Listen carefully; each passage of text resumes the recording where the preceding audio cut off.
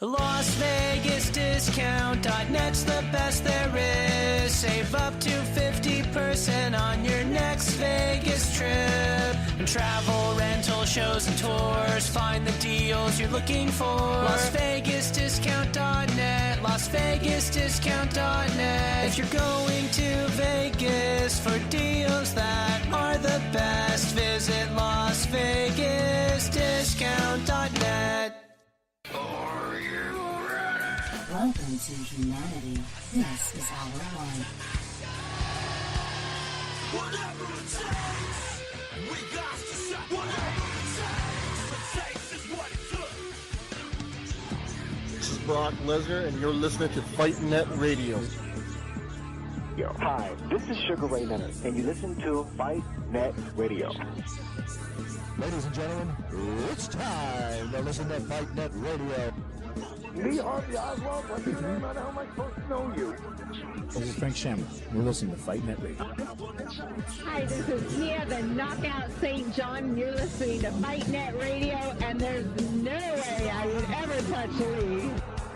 This is Chuck Jackson. I am Stephen Bonner, and you're listening to Fight Net Radio. Dan Henderson, you're listening to Fight Net Radio. Everybody, welcome to Fight Net Radio, where Lee's burning every bridge there is out there. All right. Hi, this is Manny Pacquiao. I'll fight anybody on FightNetRadio.com. I mean, this is ridiculous. It's a radio show. It ain't a one-hour television spectacular. Hi, everybody. Welcome to Fight Net Radio. Lee Honish, Andrew Labouche, bringing you the wonderful world of boxing. Please visit our sponsor, LasVegasDiscount.net. Make sure to type in the words Fight Net Radio when you hit the web, and that'll take you directly to our Facebook page. Click the like button. Click the sign-up button. You will get instant episodes of our show. Housekeeping out of the way. Andrew, what was the feedback from last week's show from your family? Actually, none. Sorry about that. Didn't really get any feedback from last week's show. I don't know if that's good or bad. Exactly. I was really out to piss them off, and I feel like I failed. Or they actually listened to the show and they realized that if they say anything negative, I'll just do more of it. Yeah, I think I would take that one on. Yes, sir. Last night we had boxing. This is a boxing show. We do a betting show. It's been off for the last couple of weeks because of the holiday. That'll be back this week. We'll get you into the swing of things. We're coming up on, what is it? The next big one are the college games coming up in December. The pro race pushing the last, we got 5 more weeks of the football season or so. And just because one fan hates it particularly, Andrew, give me an update on the Oakland Raiders. No update to be given, really, Lee. The Raiders are on their last leg here in this season. They need to turn it around here in the last 6 to 5. What is it, 5 games? 6 games? Yeah. 6 games. We got to turn, or I think it's even less than that, damn it, Lee, but whatever. The Raiders need to win it out. They need to win out the season, and it's hard because we still got to go to KC. And we still got to go to Philadelphia. You're screwed. Yeah, so on the other hand, we'll see what happens today. The Chargers have already handled the toughest part of their schedule. The Chargers for the next the Chargers can actually go 10-6. The toughest game on the schedule is one game against Kansas City, but Kansas City's on the slide. The Chargers could conceivably steal the division. Can you freaking believe that? Going 0-4 at the beginning of the year, the Chargers are actually trending at the right time in the season. So that would mean LA, that literally 2 years ago had no football teams, 2 years later will have 2 teams in the playoffs this year. The Kansas City Chiefs would have to have a major meltdown here to continue the path that they've been on for the last, I think, now 6 weeks. I believe they've lost 4 out of the last 6 games. You don't know. I don't think that's going to continue. Yeah, I know, Lee. They lost their center. Ever since they lost their center, just like the Raiders faced when they lost Hudson last year, Alex Smith has been kind of lost. They say the center's the one who picks up the blitzes. He's the one that tells his linemen where to be. He's the quarterback of the offensive line. That has affected Alex Smith, and also the fact that Alex Smith can still he's not consistent in throwing the long ball. Because of this, the defenses are playing above the first down marks, and they're controlling Alex Smith's throwing right now. So the Chiefs do got to get over some hurdles here to get back on what they were doing in the beginning of the year. But it's hard to see the Chiefs continuing on this path. Andy Reid's just too good of a coach. So the Chargers and the Chiefs are looking like they will have be the final ones to take this division. Sad to say from me, Lee, Oakland Raider. Awesome for me. Awesome for me. You Chargers, should be more excited about You should Chargers be excited about and both, Rams. though. Dude, I got the Chargers and Rams. The Rams are awesome too. Yeah, I've been all and I over grew the up Rams on this year. I love how everybody in LA is like, I don't know about the. Look, I grew up. I was there the final year. I had season seats the final year they were in Anaheim when they sucked balls. This is why, and you know, Lee, the Rams are a good example of why all the teams that are really close to being playoff, even maybe Super Bowl contenders like the Oakland Raiders, need to look at the coaching staff at the end of the year. It is about coaching. It is. Yeah, right? Look at what the Rams Goff did. Looks like. The Rams brought in a legitimate nobody kid who just had a great mind for offense. I mean, he's got a pedigree, but not a big enough one to be turning over market number 2 football team who's getting a new stadium in a couple of years. I mean, he literally had to come in and He's make break the bank. Both of these guys. Oh, this kid can write his own check, and he's going to get a brand new stadium. I mean, it's they phenomenal. both can be on the cover of magazines together. They're like the same age, it's right? They're going to be hanging out phenomenal. Together. They're going to be hanging out in L.A. together, Lee. If they beat Philadelphia in 2 weeks at home, this town is going to blow up. Like, they don't have to win the Super Bowl. Hey, they play the Saints today in L.A. Yeah, That's a I know. huge game. I'm actually thinking of going to the game today. They're on what are the Saints on an 8-game winning streak? I think coming into this one. So the Rams are going to prove themselves over the next 2 weeks. It's New Orleans this week, New Orleans for all you people, calm down, and then next week's Philadelphia. That's a tough 2-game stretch, but if you're going to go and be the team, you got to go and be the team. Look, market number 1 has the Jets and the Giants, and they both suck balls. Market number 2, basically California. For those of you who know nothing about Los Angeles, yes, our weather is awesome year-round. Yes, I really was in a boat last weekend. Yes, I really was on the water while the rest of you froze all over the country. I'm not saying that to be a dick. Well, actually, I am. But Los Angeles is made up of transplants, right? So everybody cheers for other teams. It's hard to be a true San Diego fan. It's hard to be a true Los Angeles fan. Everybody's really a transplant. I was born in Hollywood. I grew up on, if you didn't follow the Rams, you followed the Chargers. That's all it was. And for a period, there was the Raiders, but that was really, for those that don't know Raider history, L.A. Raider life was thug life. Nobody went to those games. That was scary shit.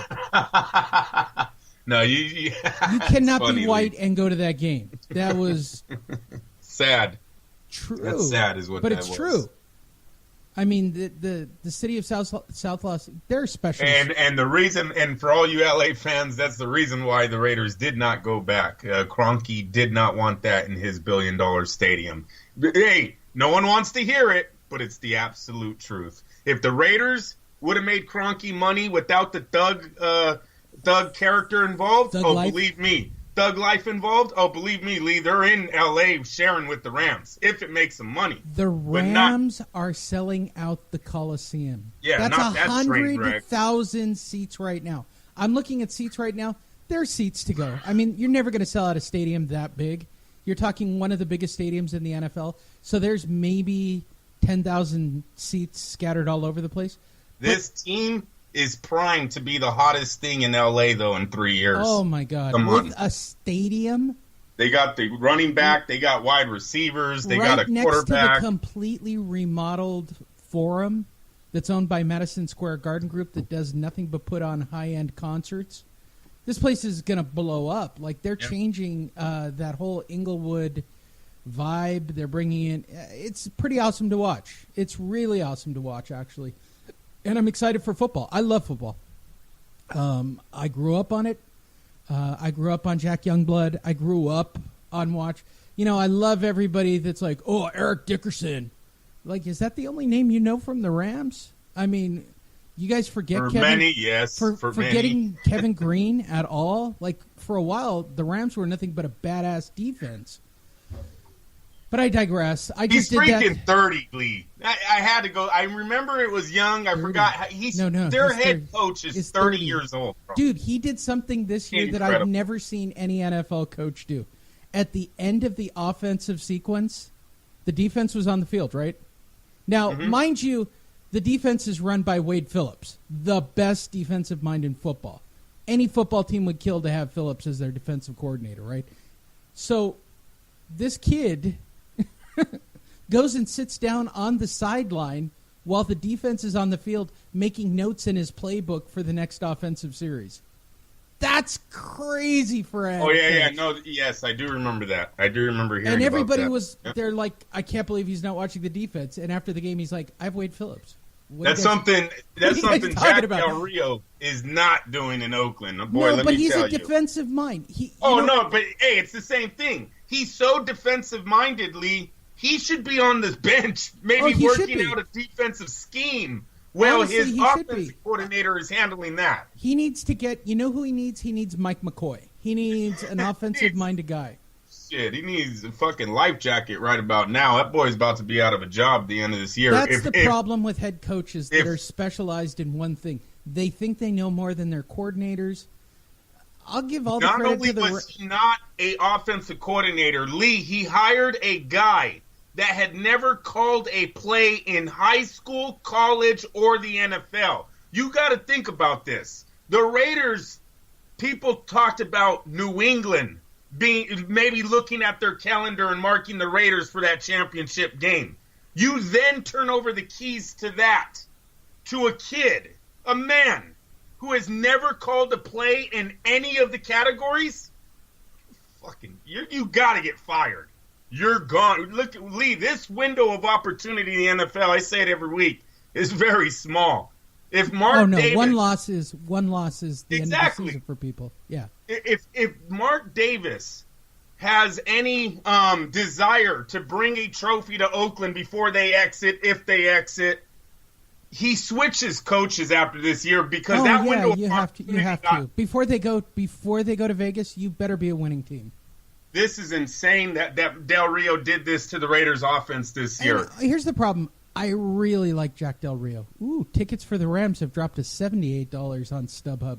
I might be going to the game, Andrew. They hit the $50 marker. I'm going. No.